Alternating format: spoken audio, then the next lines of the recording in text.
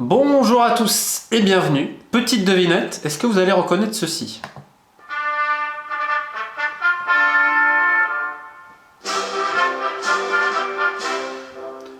Oh gloria immarcescibile, oh júbilo mortal.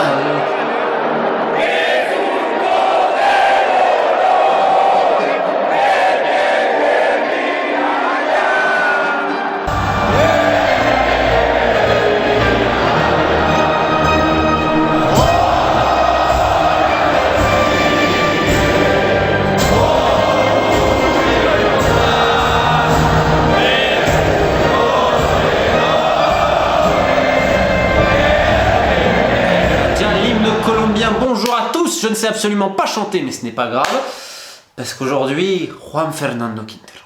Et oui, vous avez sans doute dû voir ce fameux but décisif avec River Plate lors de la finale retour de Copa Libertadores en prolongation, bim, un pétard du gauche. Quintero, forcément, le public français le connaît un peu de par ses 2 Coupes du Monde avec la Colombie et également son passage mitigé, pour ne pas dire plus arène. Et sa manière d'être, elle me fait beaucoup penser à plein de Colombiens que je connais, notamment de Medellín. C'est-à-dire, c'est des mecs qui ont très mauvaise réputation. Vous savez, les Colombiens, t'as l'impression qu'il n'y a que des narcos et des sicarios. Mais non, c'est pas ça. Et lui vient en plus de Comuna 13. Je vais vous expliquer. Quintero vient donc de Medellín. Il est né en 1993. J'ai pas besoin de rappeler les années 90 en Colombie ce que c'est. Même si aujourd'hui, on fantasme. Il y en a qui fantasment ces années-là, qui les romancent et les romantisent à travers Narcos. Mais c'est quand même une putain de honte d'essayer de faire croire que c'est tendance et qu'il y a un côté romantique, etc. Putain, mais c'était la guerre! Putain, mais il y a quasiment toutes les familles colombiennes qui ont perdu quelqu'un! Alors ouais, moi, j'ai pas la prétention de connaître la Colombie, d'être plus colombien que les Colombiens, mais j'en connais quand même pas mal. J'en vois pas un qui me dit Narcos, j'aime bien. Hein. Parce que pour eux, c'est une tragédie ce qui s'est passé. Et nous, on est en train de romantiser ça en mode non, mais voilà... Alors oui, c'est pas bien le trafic de drogue, etc. Mais c'est indépendamment du trafic de drogue. C'était des meurtriers, les mecs, putain. C'était des meurtriers. Rendez-vous compte, dans le barrio donc, de Quintero, il faut imaginer, on est à Medellín. Donc Medellín, c'est divisé en 6 zones qui sont elles-mêmes divisées en comunas. Il y en a 16. Lui, il vient de la Comuna 13, qui est en fait sur une des collines surplombant un peu Medellín. Ce qui fait qu'à l'époque, dans les années 90, c'était très compliqué d'aller de la Comuna 13 au centre-ville, de par les pentes, etc. Il n'y avait rien qui rejoignait. Historiquement, on dit que c'est un des quartiers les plus dangereux du monde à cette époque-là. Et c'est vrai. Pourquoi? Parce que déjà, beaucoup de narcos, notamment l'organisation de Pablo Escobar, allaient à la Comuna 13, vu que c'était très défavorisé, très pauvre. Donc il y avait un terreau très fertile pour recruter des mecs.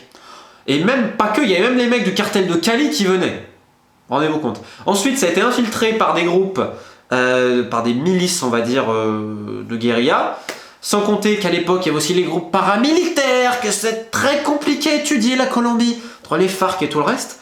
Bref, c'était un quartier où il y avait énormément de balles qui circulaient, littéralement. Lui, dans la Comuna 13, il vient donc dans on va dire le sous-quartier El Socorro. El Socorro. Où il y avait justement la cancha c'est le terrain donc d'El Socorro où il allait tout le temps jouer. Et c'est quoi l'enfance de Quintero et l'enfance de ces mecs-là? C'est le foot. C'est rentrer tôt le soir parce que ça peut être très dangereux. Et c'est la musique. Et on va peut-être expliquer quand les gens disent oui, il s'intéresse plus à la musique, il se prend pour un chanteur de reggaeton, etc.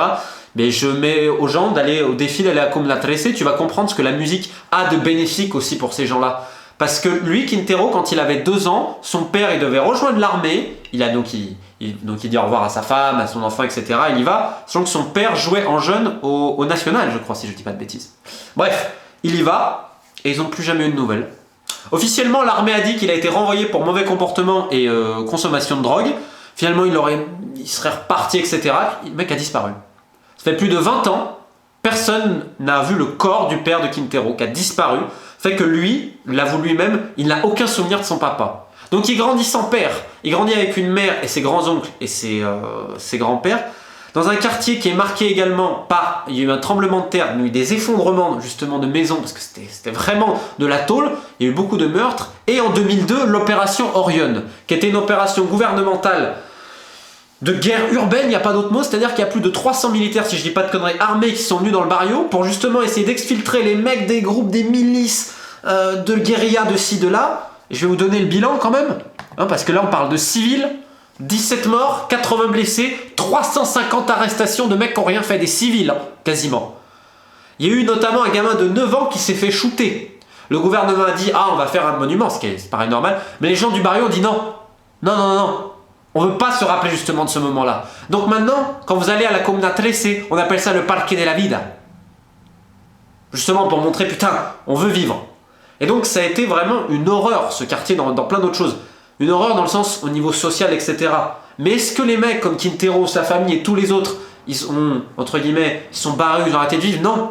Parce qu'en plus, il y a eu des améliorations incroyables, notamment les escalators. Alors vous allez me dire pourquoi? Parce que c'est tellement pentu, la Comuna 13, qu'il fallait un temps infini pour monter, et imagine pour les personnes un peu âgées. Même si, on va quand même tempérer, il n'y a pas tellement de personnes âgées à la Comuna 13, c'est un des quartiers les plus jeunes de Medellín. Bref, donc maintenant il y a des escalators qui ont été mis, et on a essayé de redynamiser ça en mettant un peu de social, enfin, parce que c'était un barrio complètement oublié. Tout le monde s'en branlait de la Comuna 13, notamment les grands pouvoirs publics. Alors c'est vrai que certains l'ont utilisé comme terreau de recrutement, notamment au niveau de la drogue, etc.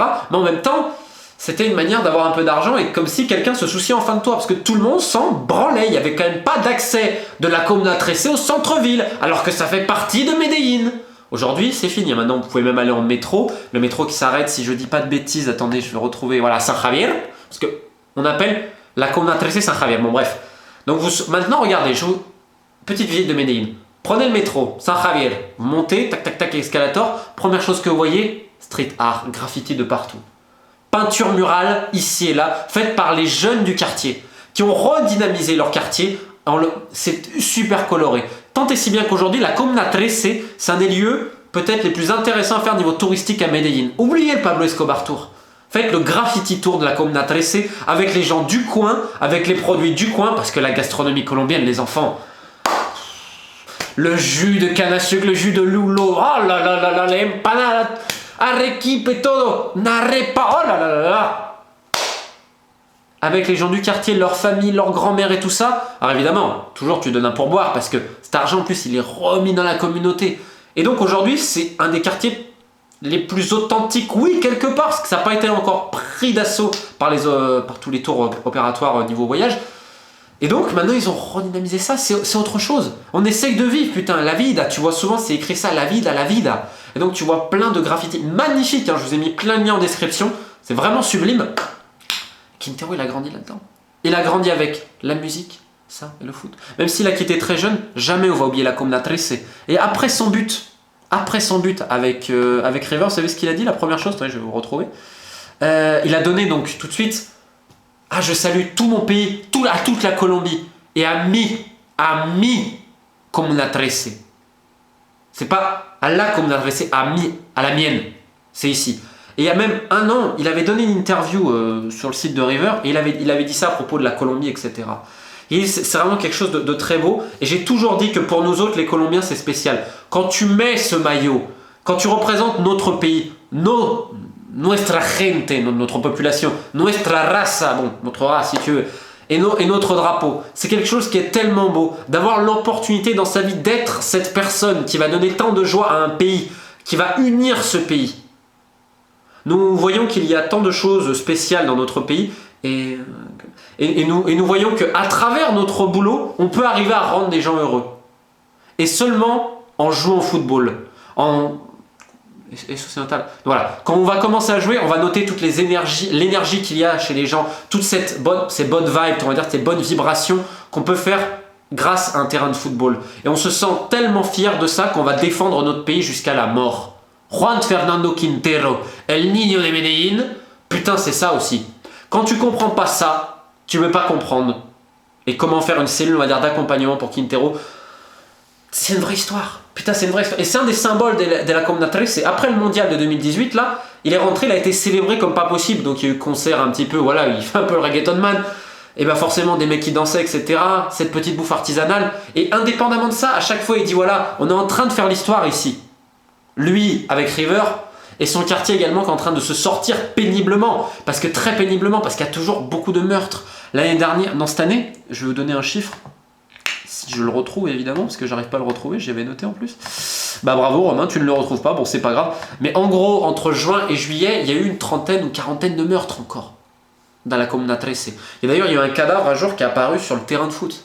Là où Quintero s'entraînait, ou quand il retourne, il va faire des fives avec ses potes, etc.